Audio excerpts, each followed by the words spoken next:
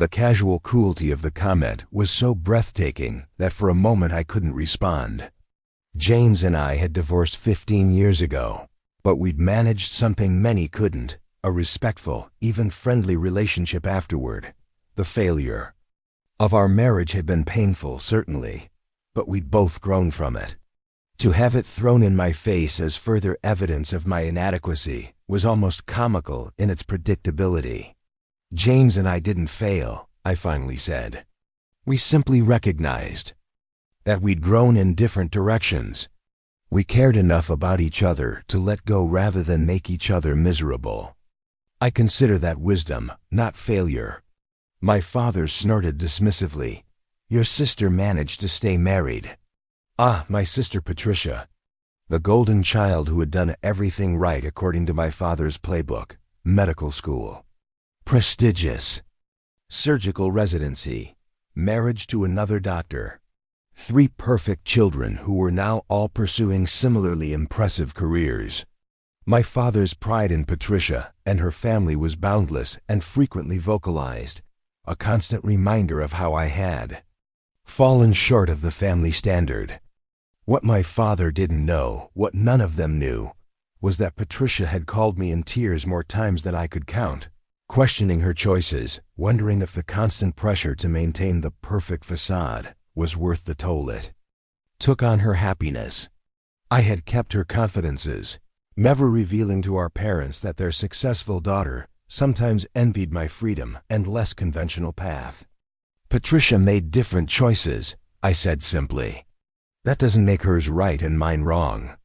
I looked back toward the ballroom, where my retirement party continued without its guest of honor. Through the glass doors, I could see my colleagues, chatting, laughing, celebrating my career, even in my absence. These people knew my worth. They understood what I had accomplished. The realization was both liberating and infuriating. For decades, I had measured myself against my father's impossible standards, always coming up short. I had discounted my own achievements because they didn't fit his narrow definition of success. I had allowed his dismissal to color how I saw myself. No more. You know what, Dad? I'm done. He looked at me sharply. Done with what? Done seeking your approval. Done diminishing my accomplishments because they don't impress you. Done pretending that your opinion of my life matters more than my own. My father's expression hardened. I don't know why you're being so dramatic. I simply stated a fact. Your career has been... He paused, searching for a word that wouldn't sound too harsh. Unremarkable. Something cold and resolute settled in my chest. I had spent my entire life trying to earn this man's respect, and at every turn, he had denied it. Even now, at what should have been a celebration of my career, he couldn't bring himself to acknowledge any value in the path I'd chosen. That's your opinion, I said, my voice calm despite the storm of emotions inside me. And you're entitled to it, but from now on, I'm no longer going to let it define me. I straightened my shoulders, suddenly feeling lighter than I had in years. I'm going back to my party now. You're welcome to join us, but only if you can behave civilly. Otherwise, I think it would be best if you left. Without waiting for his response, I turned and walked back toward the ballroom doors. Behind me, I heard my father sputter in indignation, unaccustomed to being dismissed. As I re-entered the warm, lively space of the ballroom, several concerned faces turned toward me. Diane approached immediately, touching my arm gently. "Are you all right?" she asked, her voice low. I smiled, a genuine smile that reflected my newfound resolve. "Actually, I'm better than all right. I think I just retired from more than just my job." The party continued, my father notably absent. He had chosen to leave rather than stay on terms other than his own, a telling choice that, oddly, brought me more relief than regret. For the first time, I fully engaged with the celebration of my career without the shadow of his disapproval looming over me. Later that night, as I drove home to my comfortable apartment in the city, I found myself thinking not about my father's cutting remarks, but about the genuine affection and respect I'd seen in my colleagues' eyes. I thought about the surprise video they'd compiled, featuring authors whose careers I'd helped shape, all of them speaking with warmth and gratitude about my influence on their work. I thought about the elegant leather-bound journal they'd presented me, filled with handwritten notes from coworkers, authors, and industry professionals, tangible evidence of the impact I'd had in my chosen field. But most of all, I thought about the weight that had lifted from my shoulders when I finally stopped measuring my worth by my father's impossible standards. I had always known, somewhere deep inside, that my father's opinion of my career was unfair. What I hadn't realized until that moment on the terrace was how completely I had internalized his dismissal, allowing it to color my own perception of my achievements. As I parked in my usual spot and made my way up to my apartment, I felt a curious mix of emotions, the lingering sting of my father's words, certainly, but also a newfound determination to reclaim the narrative of my own life. Inside, I kicked off my shoes and poured myself a glass of the good scotch I kept for special occasions. This qualified, I decided, not just my retirement, but my liberation from a lifetime of seeking approval I would never receive. I settled into my favorite reading chair, surrounded by floor-to-ceiling bookshelves filled with volumes I had helped bring into the world. Each spine represented countless hours of work, reading manuscripts, collaborating with authors, fighting for books I believed in at acquisitions meetings, guiding revisions, celebrating publications. This was my legacy, these stories that had touched countless lives. My phone buzzed with a text from Patricia. "Dad just called. Said you made a scene. You okay?" Typical. Even now, I was cast as the troublemaker while our father's inappropriate behavior went unquestioned. "I'm fine," I texted back. "But we need to talk. Coffee tomorrow." Patricia's response was immediate. "Usual place, 10 a.m.? I confirmed and set my phone aside, my mind already racing ahead to that conversation. It was time to be honest with my sister about many things, including what I knew about our father's carefully constructed image of perfection, because the truth was, Dr. Harold Morgan's legacy wasn't nearly as spotless as he pretended. And after tonight, I was finally ready to stop protecting him from the consequences of his own actions. I took another sip of scotch, feeling the pleasant burn as it went down. For 35 years, I had kept my father's secrets out of some misguided sense of family loyalty. I had watched him build his reputation on stolen work and questionable ethics. I had stayed silent when he took credit for innovations that weren't his, when he built his wealth through practices that skirted the boundaries of medical ethics. I had the evidence. I had kept it safe all these years, telling myself I was preserving family peace.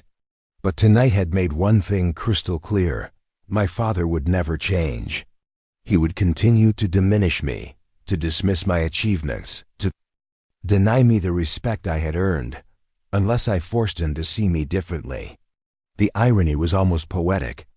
My father thought I had never achieved anything of significance, yet I held in my possession the power to dismantle everything he had built. Tomorrow, after coffee with Patricia, I would begin the process of revealing the truth.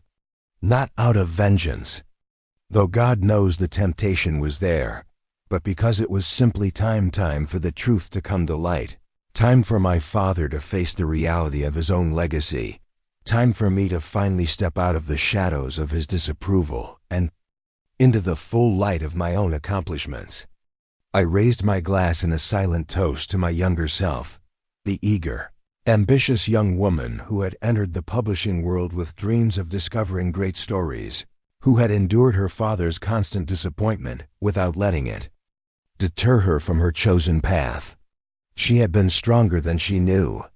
And now at 62, I was finally ready to tell the most important story of my career, the truth about Dr. Harold Morgan and the daughter he had underestimated her entire life. The next morning dawned bright and clear, a perfect September day that felt symbolic somehow, the first full day of my retirement, the first day of my new resolve. I dressed with particular care for my coffee meeting with Patricia, choosing a crisp white blouse and tailored pants, armor of a sort for the conversation ahead. Café Belmont was our usual meeting spot, a quiet corner establishment equidistant between my apartment and the suburban home where Patricia lived with her husband, Robert.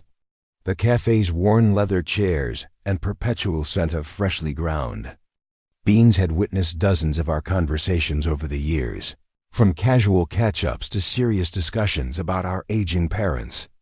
Patricia was already there when I arrived, 2 steaming mugs on the table before her. At 58, my sister remained strikingly beautiful, her salt and pepper hair cut in an elegant bob that framed her fine-boned face. She had our mother's delicate features and our father's penetrating gaze, a combination that served her well in her profession as a cardiothoracic surgeon. "You look good," she said as I slid into the chair opposite her. "Retirement agrees with you already." I smiled, accepting the coffee she pushed toward me. "You never achieved anything worthwhile. All that education wasted on a mediocre career." My father's cruel words sliced through the celebratory atmosphere of my retirement party. In front of colleagues who had gathered to honor my 35 years of service, he humiliated me. I stood frozen, champagne glass in hand, as 50 pairs of eyes watched. Instead of crumbling, I smiled and said, "Actually, Dad, it's time everyone knew the truth about your perfect legacy." Before we jump back in, tell us where you're tuning in from. And if this story touches you, make sure you're subscribed, because tomorrow, I've saved something extra special for you. The Pinewood Hotel ballroom felt suddenly airless as conversations halted and all attention shifted to the uncomfortable scene unfolding between my father and me. The elegant space with its crystal chandeliers and meticulously arranged floral centerpieces had transformed from a celebration of my career to the stage for my father's latest attempt to diminish me. My name is Elizabeth Morgan, though everyone calls me Liz. At 62, I was retiring from 3.5 decades at Westridge Publishing, where I'd worked my way from editorial assistant to senior acquisitions editor. Not exactly the flashy career my father had envisioned for his only daughter, but it had been fulfilling, meaningful work that I loved. Or at least, that's what I kept telling myself on nights when my father's disapproving voice echoed in my head. The irony wasn't lost on me that after a lifetime of seeking his approval, his final verdict on my career was delivered at the very event meant to celebrate it. Standing there in my carefully chosen navy dress, a lifetime of similar moments flashed through my mind.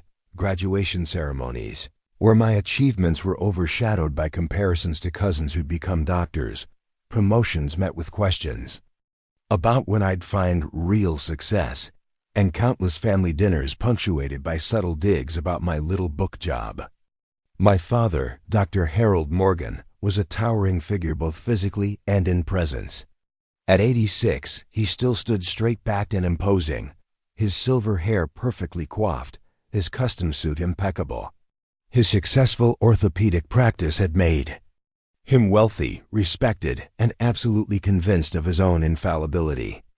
To the outside world, he was a pillar of the community, generous donor to charities, mentor to young doctors, beloved physician who had healed countless patients. To me, he was the unyielding judge whose approval I could never quite earn. The ballroom had gone uncomfortably quiet.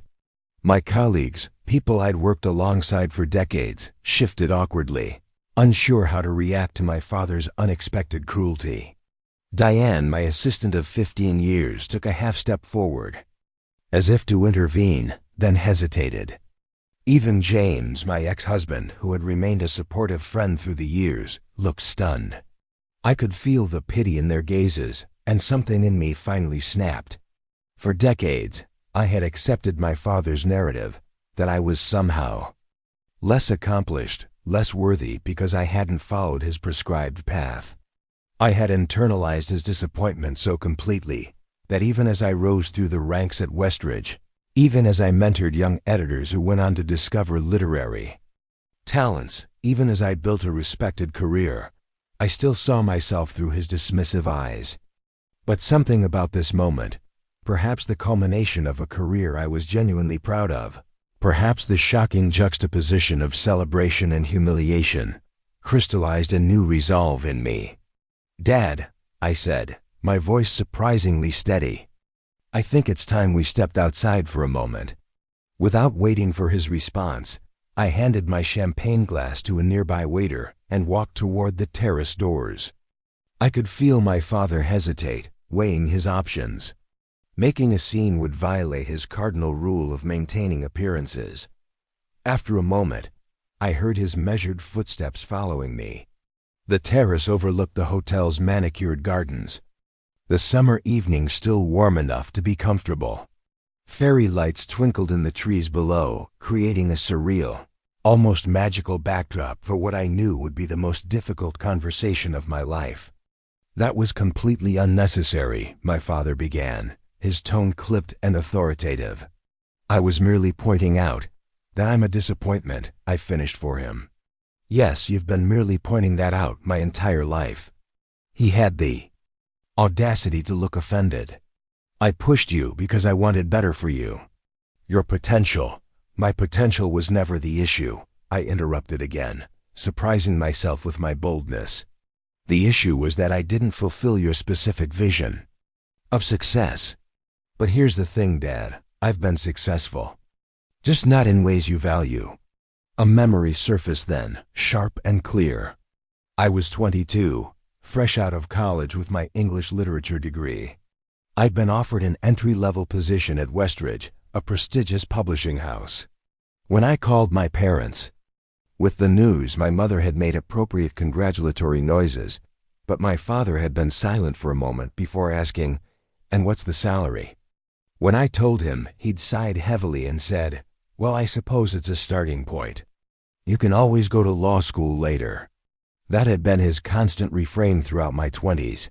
You can always go to law school, or business school, or get an MBA, anything that would lead to the kind of success he recognized, the kind with corner offices and impressive titles, and, most importantly, substantial financial rewards. "Publishing is hardly a career with impact," my father said, now gazing out over the garden rather than at me.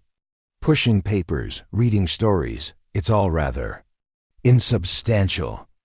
I let out a short, disbelieving laugh. "Insubstantial? Do you have any idea what I've actually done in my career?" "No, of course you don't, because you've never once really asked." Another memory, my first major acquisition, a debut novel I'd discovered in the slush pile. I'd fought for that book, convinced of its potential when no one else saw it. The novel had gone on to become a bestseller, launching the career of an author who was now a household name. I'd called my parents when the book hit the New York Times list, bursting with pride. My father had listened politely, then changed the subject to my cousin Rachel's new position at a prestigious hospital. Preparing and narrating this story took us a lot of time, so if you are enjoying it, subscribe to our channel. It means a lot to us. Now back to the story. "I discovered Marion Hayes," I said now. "Who?" My father's brow furrowed. "Marion Hayes." "The author?" "The one whose books were adapted into that film series you and Mom watched last Christmas? The one that's won multiple awards? I was the editor who found her. I was the one who saw the potential in her work when it was just a stack of papers on my desk." For a brief moment, something like surprise flickered across my father's face, but he quickly masked it. "Well, that's nice, but one lucky find hardly constitutes." "It wasn't luck," I said firmly. "It was skill. The same skill that helped me discover 8 other best-selling authors throughout my career. The same skill that built Westridge's most successful fiction division. The same skill that earned me my reputation as one of the best acquisitions editors in the business." My father shifted uncomfortably, unused to being challenged. "If you were so successful, why didn't you ever become the publisher? Or start your own company? That would have been real achievement." I shook my head, a sad smile playing on my lips. That's exactly what I'm talking about. You can only see success in terms of titles and ownership. I chose a different path. I chose to focus on the books themselves, on nurturing writers, on bringing stories into the world that changed people's lives. I thought about the letters I'd received over the years from readers whose lives had been touched by books I'd helped shepherd into existence. The teenager who wrote that one of my author's novels had helped her through depression. The elderly man who said a historical fiction series I'd edited had reconnected him with his heritage. The countless people who found solace, joy, and understanding through words I'd helped refine and stories I'd helped shape. You know what the authors call me? I asked, not expecting an answer. The alchemist. Because they say I can turn lead into gold. I can see the potential in a manuscript that others miss. I can identify exactly what needs to change to make a good story great.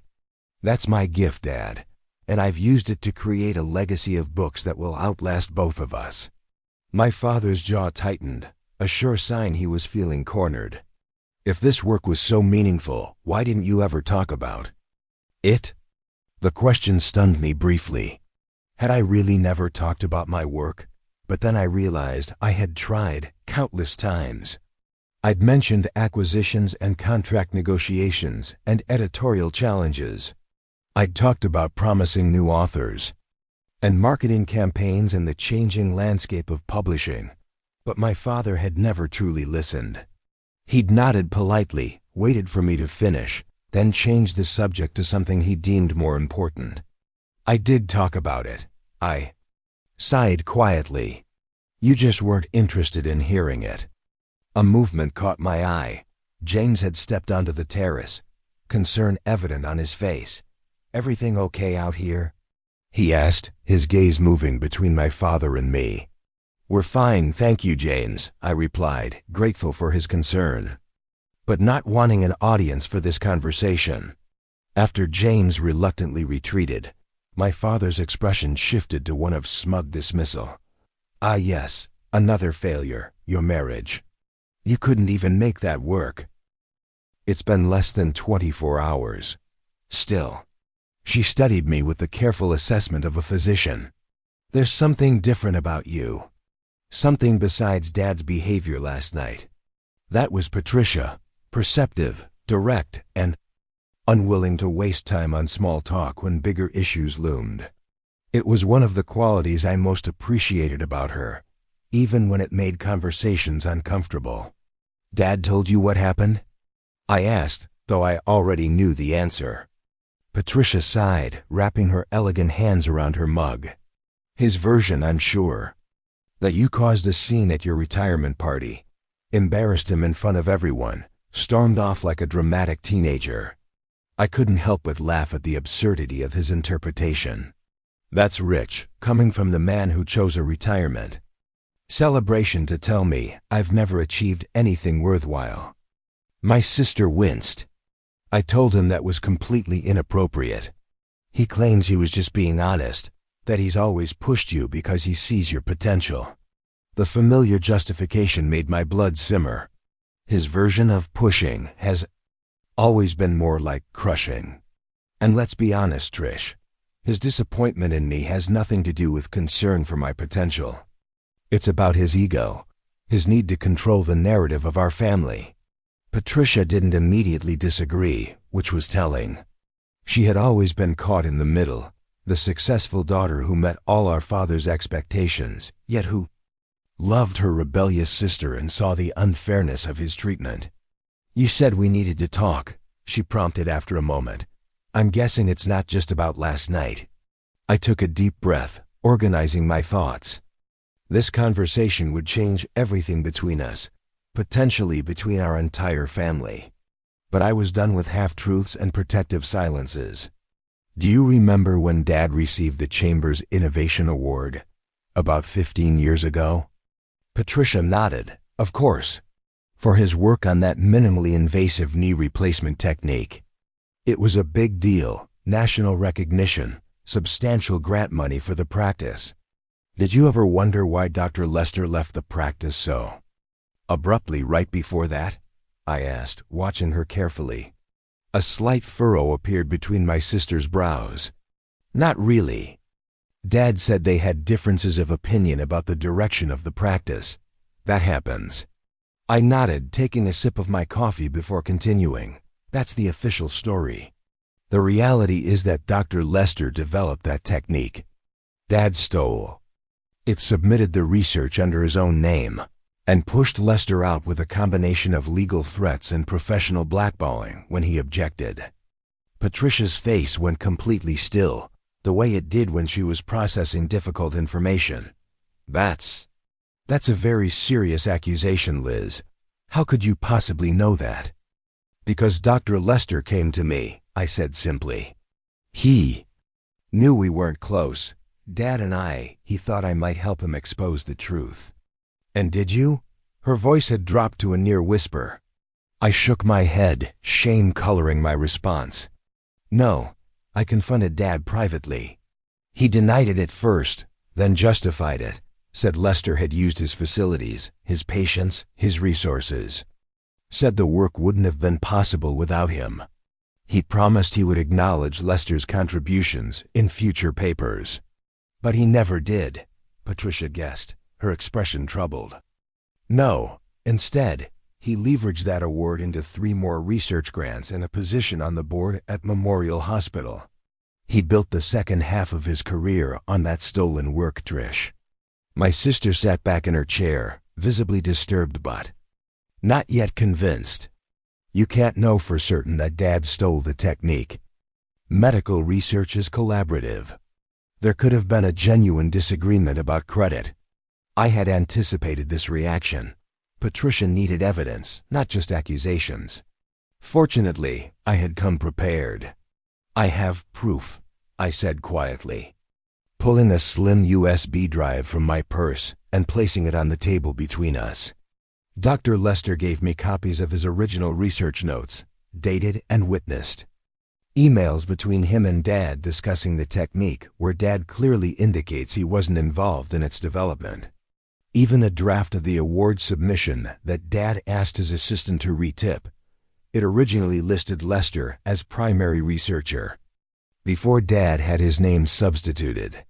Patricia stared at the USB drive as if it might suddenly sprout fangs. Why would Lester give you all this but not pursue it himself? Dad threatened him, I said flatly. Implied he would make sure Lester never practiced medicine in this state again. Said he had enough influential friends to ensure any accusations would be seen as the bitter complaints of a failed doctor. Lester had a family, a mortgage. He couldn't risk everything on a fight he might lose. So he just gave up, let Dad take credit for his work. Patricia sounded incredulous, but I could see the first cracks appearing in her perfect image of our father. He moved to Arizona, started over. Last I heard, he has a successful practice there. I paused, watching my sister process this information. But that's not all, Trish. The Chambers Award was just the beginning. Over the next hour, I laid out the evidence I had accumulated over 2 decades. A pattern of ethical shortcuts, claimed credit, and professional bullying that painted a very different picture of Dr. Harold Morgan than the one the public knew. There was the research assistant whose statistical analysis Dad had presented as his own work. The nurse who had developed a post-surgical care protocol that Dad had implemented without attribution. The younger doctors whose innovative approaches Dad had initially mocked, then quietly adopted while erasing their contributions. None of these incidents were major enough on their own to constitute career-ending offenses. But together, they revealed a man whose legendary career was built in significant part on the unacknowledged work of others, people with less power, less influence, and often less privilege than the great Dr. Morgan. Patricia listened without interrupting, her expression growing more troubled with each revelation. When I finally fell silent, she sat quietly for several long moments, staring into her now cold coffee. Why now? She finally asked, looking up at me with eyes that held a complex mix of emotions. You've had this information for years. Why? Bring it to light now? It was a fair question, one I had asked myself repeatedly over the sleepless night. Because I'm tired of the hypocrisy, I said honestly. I'm tired of watching him dismiss my career as meaningless when his own is built on deception. I'm tired of family gatherings where he pontificates about ethics and excellence while knowing what I know. I reached across the table, taking my sister's hand. And I'm tired of watching you kill yourself trying to live up to an impossible standard. A standard that even Dad himself couldn't meet without cutting corners. Patricia didn't pull away, but I felt her hand stiffen in mine. What exactly are you planning to do with all this, Liz? I don't know yet, I admitted. Part of me wants to expose everything, contact the medical board, the journals that published his research, the foundations that gave him awards, make him face consequences for once in his life. My sister withdrew her hand, her professional mask slipping back into place. That would destroy him. His reputation, his legacy, it would all be gone. Would that be so terrible? I challenged. For the world to see the real Harold Morgan instead of the carefully constructed myth. It wouldn't just hurt Dad. Patricia said quietly, it would hurt Mom. It would damage the practice, possibly affect patient care. It might even have repercussions for my career. People would wonder if I knew, if I benefited from his misconduct. This was the complication I had wrestled with for years, the collateral damage of the truth. My father deserved to be exposed, but did my gentle mother deserve the pain it would cause? Did the patients who trusted the Morgan name deserve the disruption? Did Patricia deserve to have her own hard-earned reputation questioned? I need time to process this, Patricia said, rising from her chair. It's a lot, Liz. I nodded, understanding her need to retreat and reconsider everything she thought she knew about our father. Take whatever time you need. But Trish, I'm not going to stay silent anymore. One way or another, I'm going to address this. She looked at me for a long moment, her expression unreadable. Just don't do anything rash. Please, for Mom's sake, if nothing else. After she left, I remained at the cafe, ordering a fresh coffee and contemplating my next steps. The confrontation with my father at the retirement party had been spontaneous, driven by decades of accumulated hurt. But what came next needed to be strategic, measured, not an emotional reaction, but a deliberate choice. My phone buzzed with a text from James, checking in. You okay after last night? James and I had been divorced for 15 years, but he remained one of my closest friends. He knew better than most the complicated dynamics of my family, having witnessed my father's dismissive attitude throughout our marriage. Coffee, I texted back. I could use a sounding board. 20 minutes later, James slid into the chair Patricia had vacated. At 65, he had aged well, his academics pallor offset by regular tennis games and hiking trips. His kind eyes still crinkled at the corners when he smiled, a feature that had first attracted me to him 30 years ago. Twice in one morning, the barista commented as she brought his espresso. I shook my head. I don't think so, not explicitly. But on some level, she must suspect, Patricia finished. No one could be married to someone for that long and not see their flaws. We sat in silence for a moment, two daughters grappling with the complicated legacy of our father.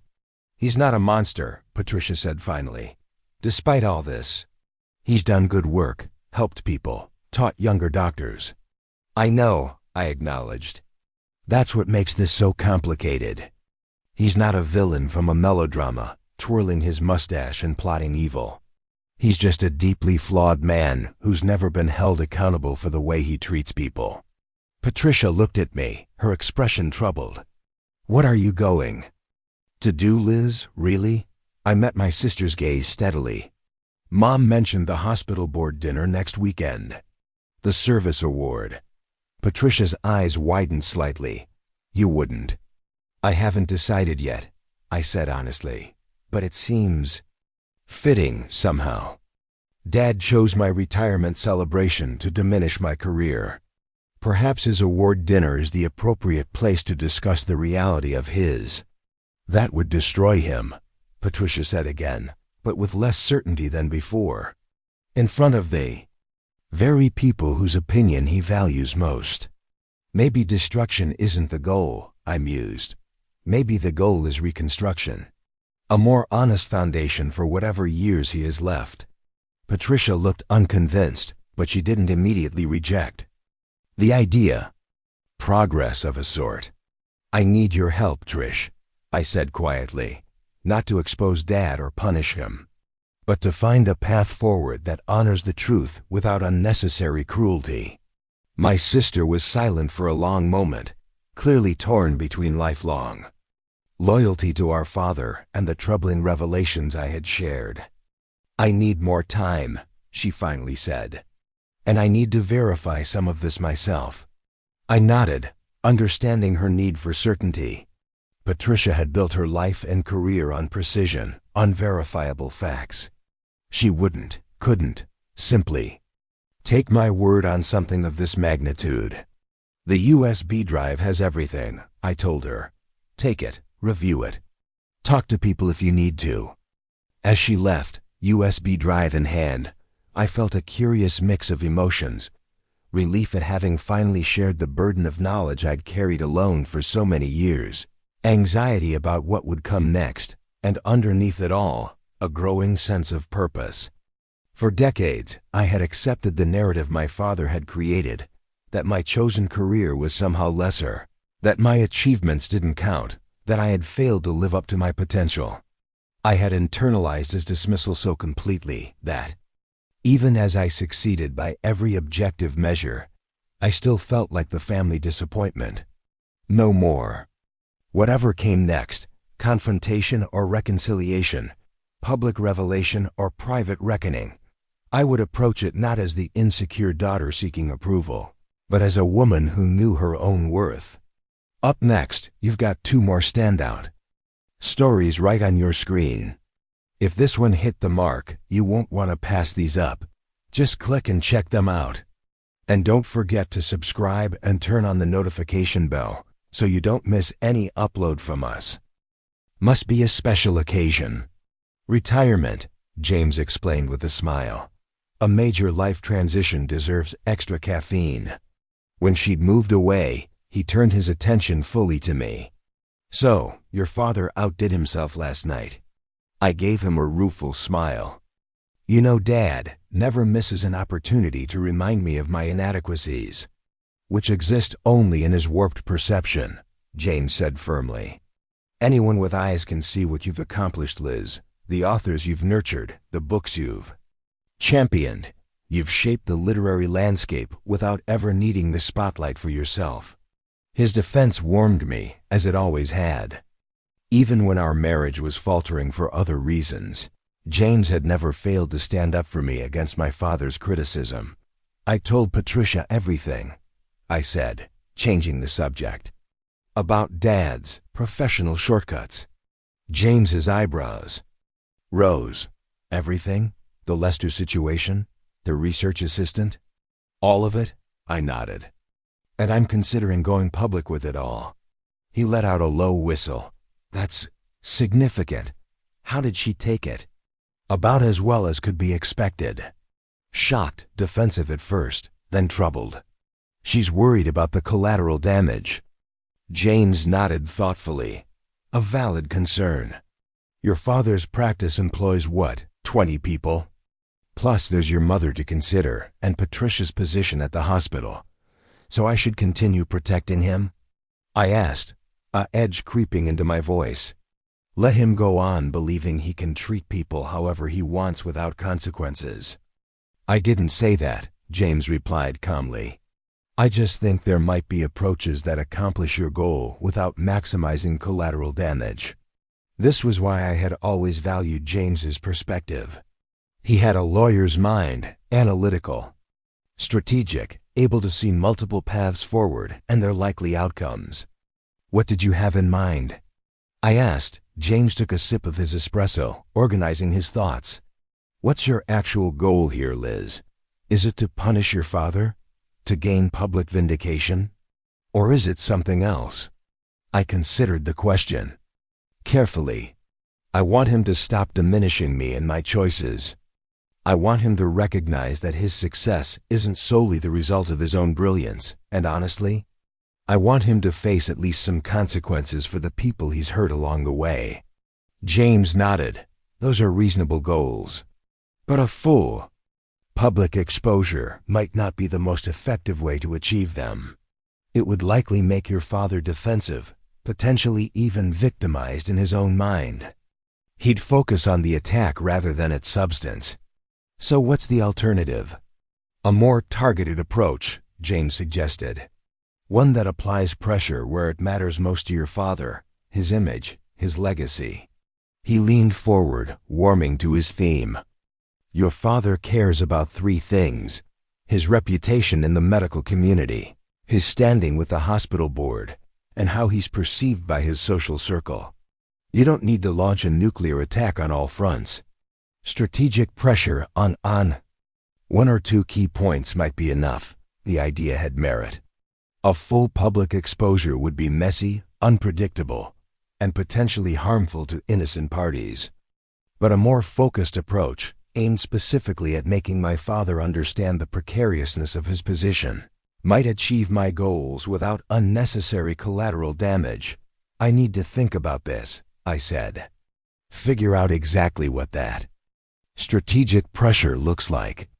James covered my hand with his briefly. Whatever you decide, I'm in your corner. Always have been. After James left, I walked home through the tree-lined streets of the city I'd called home for most of my adult life. The familiar path gave me space to think, to weigh options and consider consequences. By the time I reached my apartment, a plan was beginning to take shape in my mind. Not revenge, exactly, but a carefully calibrated revelation of truth. One that would force my father to see me clearly for perhaps the first time in his life.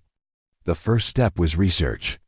I spent the afternoon combing through the files I'd accumulated over the years, organizing evidence and identifying key incidents. I created a timeline of my father's career, noting where his claimed achievements intersected with the work of others. The pattern was even clearer when laid out chronologically. Early in his career, my father had genuinely broken new ground with his surgical techniques. But as he'd aged, as younger doctors with newer training had begun to innovate more quickly than he could, he'd started taking shortcuts, claiming credit, minimizing others' contributions, leveraging his reputation to appropriate ideas.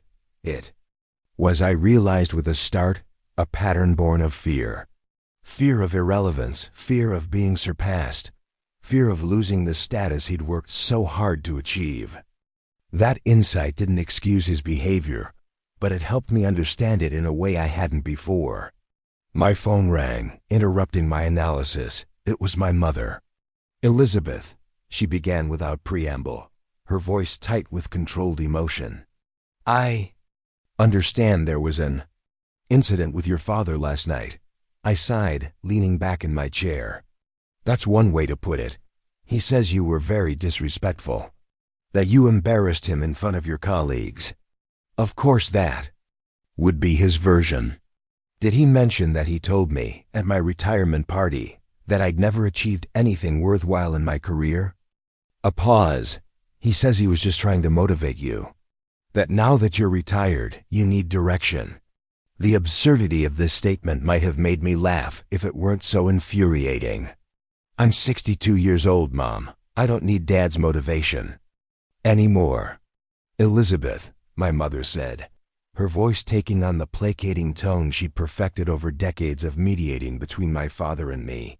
You know how your father is. He expresses himself poorly sometimes, but he wants what's best for you. Does he? I challenged. Or does he want what's best for his image of the perfect family? Another pause, longer this time. What exactly does that mean? I closed my eyes, weighing how much to reveal. My mother had been my father's loyal defender throughout their 45-year marriage. She had smoothed over his rough edges, made excuses for his behavior, maintained the fiction of familial harmony at all costs. But she wasn't blind or stupid. On some level, she had to know that the man she'd married wasn't the paragon he pretended to be. It means I'm done pretending, Mom. I'm done minimizing my own achievements to spare Dad's ego. I'm done ignoring his hypocrisy and his treatment of people he considers beneath him. Elizabeth, my mother said, a note of warning entering her voice. If you're planning something that would hurt your father, I'm planning to stop protecting him from the consequences of his own actions, I interrupted. Something you and Patricia and everyone else have been doing for far too long. The silence that followed was heavy with unspoken tension. Finally, my mother spoke again, her voice carefully controlled. Your father is hosting a dinner next weekend for the hospital board. He's receiving another service award. The whole family will be there, including your nieces and nephews, whatever grievances you have with your father. I'm asking you to set them aside for that evening. For the sake of family harmony. Family harmony. The phrase that had been wielded like a weapon throughout my childhood and beyond. Don't rock the boat. Don't contradict your father.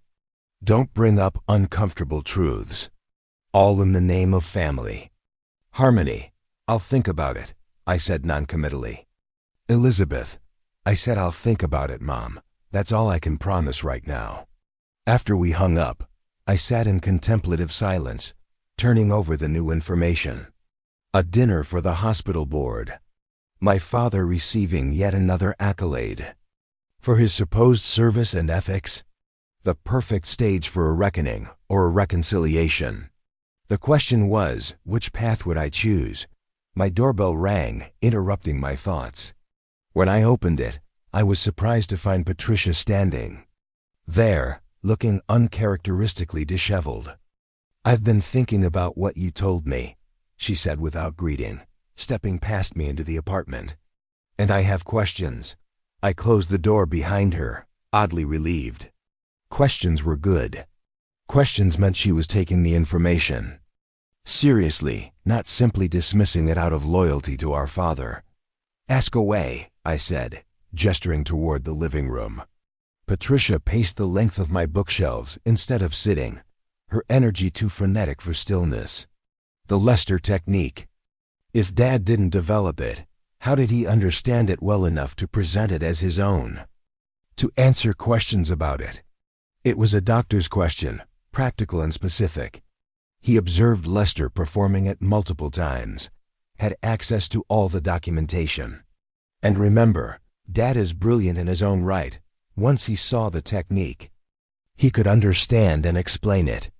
Patricia nodded absently, still pacing. And the statistical analysis for the Brennan study. The one by that research assistant? Dad provided the raw data and general parameters. She designed the analysis model, ran the numbers, prepared the visualizations. When it came time to publish, her contribution was reduced to a brief acknowledgement. In the footnotes. My sister stopped pacing, turning to face me directly. How long have you been collecting this information? Almost 20 years, I admitted. At first, it was just the Lester situation. But then I started noticing patterns, hearing things from other sources. After a while, people in Dad's orbit figured out I was the safe Morgan to talk to. Patricia sank onto my sofa, suddenly looking exhausted.